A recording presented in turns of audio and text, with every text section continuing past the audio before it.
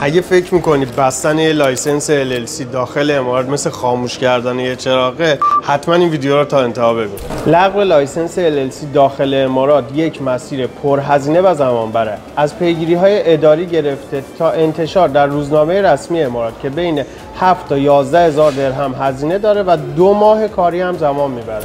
اگر لایسنست آنلاین صادر شده باشه 1700 درهم به هزینه‌هایی که گفتیم اضافه میشه و اینکه شما باید تمامی پرونده‌هاتون در اداره کار و مهاجرت کنسل شده باشه، استبلیشمنت کارت یا همون بطاقه منشأتون 100% باید کنسل شده باشه و اینکه شما 2 نوبت به فاصله 1 ماه حتما باید در روزنامه امارات لایسنستون انتشار داده بشه. یه تصمیم اشتباه هم میتونه پروسه رو به تأخیر بندازه، هم هزینه‌هات رو بالا ببره. اگر شما هم تجربه‌ای داشتید در این زمینه یا سوالی داشتید تو کامنت ها برای ما بنویسید، شاید جواب شما راهنمایی یک نفر دیگه باشه.